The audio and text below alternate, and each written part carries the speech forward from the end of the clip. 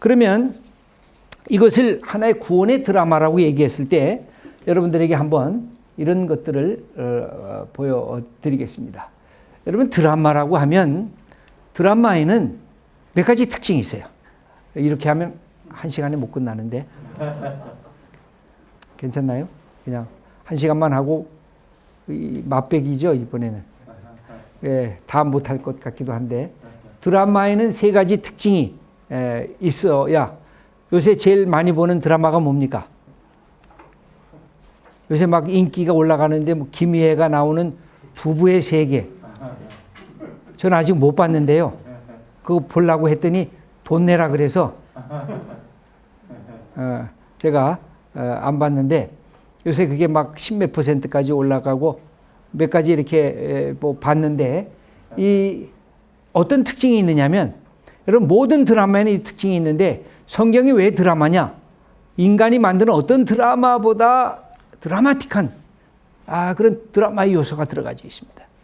첫째는 갈등과 투쟁의 역사가 기록이 되어 있습니다. 여러분, 잘 먹고 잘 살다가 잘 죽었다. 그러면 드라마가 될까요? 그거 안 됩니다. 뭐냐면 때로는 아버지와 아들이 싸움을 하고 남편과 아내가 갈등을 하고 부모와 자녀 또는 친구와 친구, 배신 이러면서 그 갈등이 있어야 그 드라마가, 그 사람들은 그 드라마를 보면서 저 갈등 저거 어떻게 해결되지? 그러면서 드라마를 보잖아요. 성경은 처음부터 마지막까지 갈등의 얘기입니다. 그 갈등이 하나님과 인간의 갈등, 그죠? 하나님이 만드신 하나님과 아담과 하와의 이야기, 인간과 인간의 갈등. 여러분, 이야기는 창세기 이야기는 처음부터 갈등이에요. 아담과 하와가 서로 갈등하죠. 그 다음에 가인과 아벨이 형제지간인데 사람을 때려 죽이는 일이 일어나죠. 그 다음에 인간과 자연의 갈등, 자연의 파괴가 일어나죠. 그 다음에 인간 자신과의 갈등. 아담과 하와가 범죄를 하고 나서는 어떻게 했습니까? 숨었잖아요. 왜 숨었습니까? 자기 자신에게 평안이 사라지기 시작한 거예요.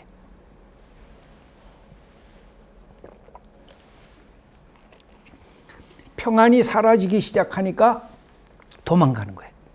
그리고 다른 사람 핑계를 대야 돼요. 그래서 인간의 자신과의 갈등, 내면의 평화가 사라지기 시작했어요.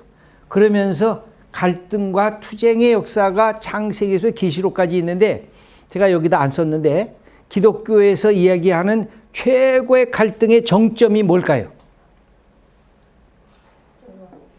예, 십자가예요. 십자가가 갈등과 갈등이 가장 증폭되는 것.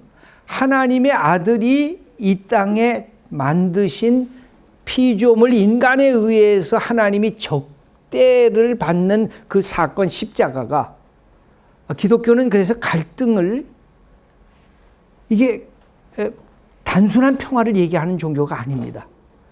여러분, 우리가 이웃과 그냥 평화하자, 그건 좋은 평화가 아니에요. 갈등되는 요소를 서로가 분석해서 알고, 야, 우리가 이 갈등 요소를 줄이자. 그리고 이 갈등은 우리가 화해하자. 그래서 평화를 만들어내는 것이지 적당히 그냥 너도 눈 감고 나도 눈 감는 종교가 아니에요. 예수님이, 제가 한번 여쭤볼게요. 예수님이 피스메이커일까요? 트러블메이커일까요? 원래 예수님 피스메이커라 그러잖아요. 근데 성경을 보면 예수님이 이 땅에 오시면서 트러블메이커였어요. 바리새인들이 비판하고 제사장들이 비판하고 예수님을 십자가에 못 박으라 하고 민중들이 예수님을 몰아가고 있었어요. 왜 예수님이 그러셨겠어요? 예수님의 말씀처럼 레디컬한 내용이 쉽지가 않아요. 예수님의 말씀은 어마어마한 레디컬한 특징을 지니고 있었어요. 그러다 보니까 당대에 기득권에 주저앉아 있었던 사람들, 예수님의 말씀을 들으니까 깜짝 놀랐어요. 이게 도대체 뭐야? 그래서 예수님을 향해서 적대했는데 주로 누가 갈등을 일으켰느냐면 이미 기득권, 종교적인 기득권을 갖고 있는 사람들, 정치적인 권력의 기득권을 갖고 있는 사람들, 돈과 재물의 기득권을 갖고 있는 사람들. 예수님이 뭐라 그랬어요? 가난한 자에게 복이 있다. 여기에서 가난한 자에게 복이 있다 그러면 좋아하는 분이 많을까요? 적을까요? 여러분 가난하십니까? 부자십니까? 그러면 옆에 계신 분보다 가난합니까? 부자입니까? 몰라요. 누군지 몰라요. 그죠? 우리가 돈 많은 사람보다는 좀 가난하는지 몰라요.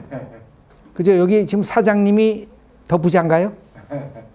우리 직원들은 그보다 좀 가난하고 봉급이 좀 작죠. 근데 옆에 있는 분 보면 이분은 국장님인데 이분은 부장님인데 난 평직원인데 내가 더 가난하지.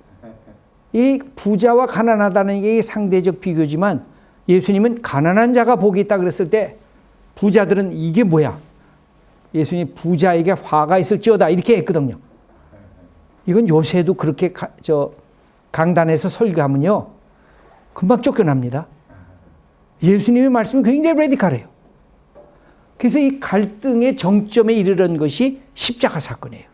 십자가에서 권력자들과 종교 지도자들과 민중들이 하나님을 알지 못하는 민중들이 함께 그냥 다 동참하면서 예수님을 십자가로 몰아간 것이에요.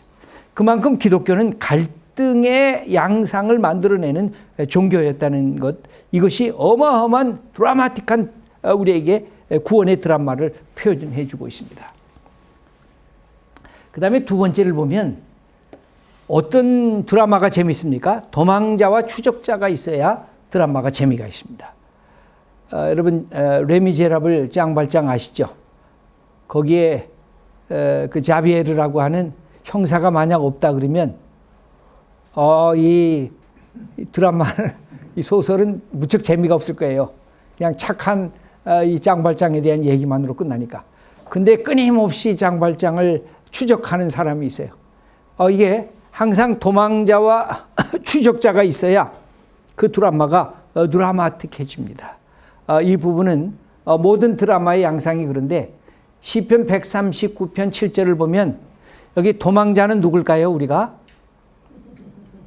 우리들이죠. 추적자는 누구예요? 하나님이 추적자예요. 한번 우리가 읽어보도록 하겠습니다. 내가 주의 영을 떠나 어디로 가며 주의 앞에서 어디로 피하리이까? 내가 하늘에 올라갈지라도 거기 계시며 수월에 내 자리를 펼지라도 거기 계시니이다.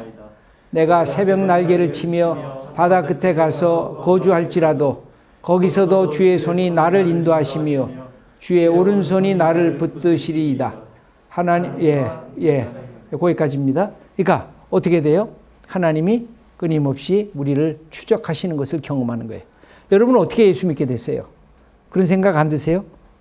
내가 하나님이 나를 추적하셔서 내가 하나님에게 붙잡힘을 받게 됐지.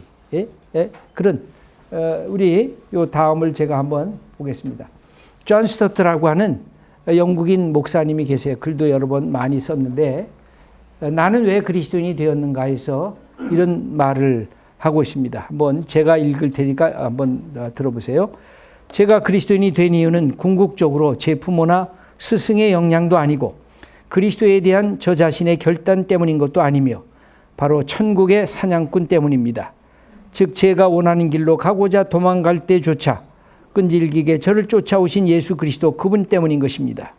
그리고 천국의 사냥꾼이신 그분이 은혜롭게도 저를 추적하지 않으셨다면 오늘 저는 헛되고 버림받은 인생들의 쓰레기 더미 위에 놓여 있었을 것입니다. 하나님이 자기 인생을 지금까지 추적하셨기에 자기가 여기까지 오게 됐다는 것. 그죠? 지금까지 지내온 것 하나님의 크신 은혜라. 여러분 찬송도 그런 찬송도 부르지 않습니까? 그래서 이 천국의 사냥꾼 본래는 이 천국의 사냥개예요. 하운드예요. 하운드 여러분 그레이 하운드 이 미국의 이렇게 긴 그 여행하는 거에 그 그레이 하운드 그림 그려져 있죠. 회색 이 사냥개. 본래는 이게 원래 제목이 하운드 오브 헤븐이에요. 프란시스 톰슨이 쓴 건데 제가 다른 책에는 사냥개라고 썼더라고요. 근데 하나님을 사냥개라고 쓸 수가 없어가지고 저는 사냥꾼이라고 바꿔서 이렇게 썼습니다. 한번 저하고 천천히 재미있는데 읽어보겠습니다. 나는 그에게서 도망쳤네. 밤에도 낮에도 나는 그에게 도망쳤네. 수많은 세월 동안을 나는 그에게서 도망쳤네. 내 마음 속에 미궁 같은 길로 슬픔 속에서도 그를 피해 숨었다네. 겉으로는 계속 웃었고 한때 희망에 부풀어 오르기도 했었지만 이내 두려움 골짜기 아래 어둠 속으로 곤두박질 쳐 버렸네. 그 다음에 계속 읽겠습니다. 나를 따라오는 추적해오는 그 힘찬 발소리, 그러나 서두르지 않고 흐트러지지 않는 걸음걸이, 장엄한 긴박함으로 한 목소리가 두드린다. 발소리보다 더 긴박하게 네가 나를 배신하기에 모든 것이 너를 배반한다.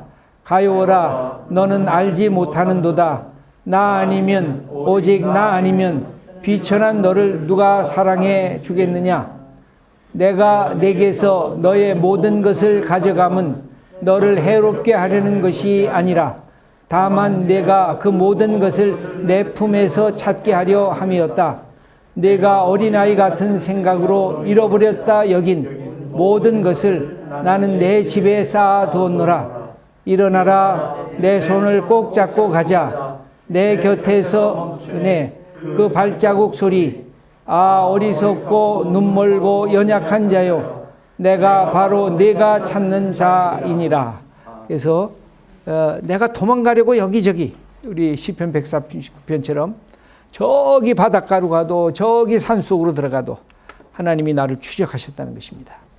그래서 여기 계신 한 분 한 분이 하나님이 우리를 추적하셔서 여기까지 오게 되신 것, 이게 하나님의 섭리요, 하나님의 이끄신. 그래서 성경은 도망자를 끊임없이 추적하시는, 이것을 또 나쁜 말로 우리 막 여성을 막 쫓아다니는 스토커라 그러잖아요.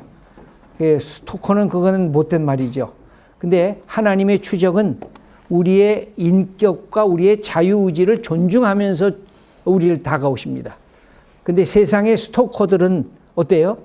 내 자유와 상관없이 내가 싫어하는데도 불구하고 나를 추적해서 나를 억압하는 것. 근데 하나님의 추적은 나를 자유롭게 하시기 위해서 나를 추적하시는 분으로 그렇게 기록이 되어져 있습니다. 그 다음에 세 번째입니다. 여러분 두란말을 만약 쓰신다면 이 세 가지가 항상 들어가 있어야 돼요.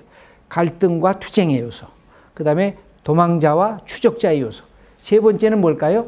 현실과 초월의 만남입니다. 이게 기독교가 제일 중요시 여기는 부분이고 부활의 아침을 맞이한 것도 바로 이것입니다. 현실과 초월의 만남입니다. 하늘과 땅의 만남입니다. 그래서 이것은 수평이 아니라 수직인 것입니다. 여러분 수직을 놓치면 기독교는 윤리적 종교로 끝나버려요. 공자의 말씀하고 다를 것이 없어요. 공자의 말씀이 아무리 귀중하고 소중해도 거기에는 뭐가 없어요? 수직이 없어요. 계시가 없어요. 기독교는 왜 계시의 종교예요? 수직의 종교예요. 하늘에 계신 하나님이 새 것이 없다고 탄식하는 이 시대에 가르쳐 주신 그런 수직의 종교인데, 현실과 초월의 만남인데 그 절정에 예수 그리스도의 사건이 있습니다. 한번 요한복음 1장 14절을 읽어보겠습니다. 말씀이 육신이 되어 우리 가운데 거하심에 우리가 그의 영광을 보니 아버지의 독생자의 영광이요 은혜와 진리가 충만하더라. 여기 보면 말씀이 육신이 되었기 때문에 예수님이 거하시는 자리마다 생명의 사건이 일어납니다. 이 제일 중요한 건 성경을 읽으실 때 어떻게 봐야 되느냐. 예수님이 움직이시면 생명이 움직여요. 예수님이 움직이시면 뭐가 움직일까요? 자유가 움직여요. 예수님이 움직이면 진리가 움직여요. 그래서 예수님이 계신 곳에 거짓이 깨어지고 억눌림에서 해방되는 역사가 일어나고, 그 다음에 뭐가 있어요? 이 인간의 죽음의 두려움을 해방시키는 생명과 치유와 회복의 역사가 일어나게 되는 거예요. 이건 수직적인, 누가복음 4장에 예수님의 취임 설교가 있잖아요. 어떻게 되어 있습니까? 주의 성령이 내게 임하셨으니 뭐예요? 가난한 자에게 복음을, 억눌린 자에게 자유하게 함을, 눈먼 자가 눈을 뜨게 함을, 갇힌 자가 해방을 맞는 역사가 일어난다고 기록되어 있는 것은 예수님의 일 통해서 현실과 초열이 만나니까 성경에 기적의 얘기가 많이 나오잖아요. 자연 기적, 그다음에 질병 치유, 그러니까 하나하나가 다 설명할 수 있는 건데요. 귀신 축출, 이것이 예수님의 공생애가 몇 년이에요? 3년으로 되어 있는데 왜 그렇게 많은 사람들이 그렇게 따라갔을까요? 그 기적을 보면서. 저는 장로교 목사입니다만 이 개척교회를 할 때 보면 순복음교회 목회자가 잘할까요? 장로교회 목회자가 잘할까요? 순복음교회 목회자들이 더 잘합니다. 이유는 훨씬 더 뭘 강조해요? 이 기적과 치유를 강조하기 때문에. 그러니까 사람이 장로교의 목회자 얘기를 들으면 한참 걸려요. 아, 이게 진리구나. 이렇게 또 해야 되겠구나. 수직 경험을 늦게 경험하는 거예요. 근데 방언을 하기 시작하면 뭔가 초월적인 세계가 있는가 보다. 치유를 경험하게 되면 뭔가 내 인생에 이 수평으로는 해결할 수 없는 하나님의 은이 수평으로 다가오는 계시의 역사가 있구나. 이런 것들이 있는데 이 특징, 그래서 우리 요새 보시면 남자들은 무슨 게임이 뭐죠? 그 어벤져스. 젊은이들 어벤져스 우리 남성들 보셨나요? 왜? 왜 보십니까?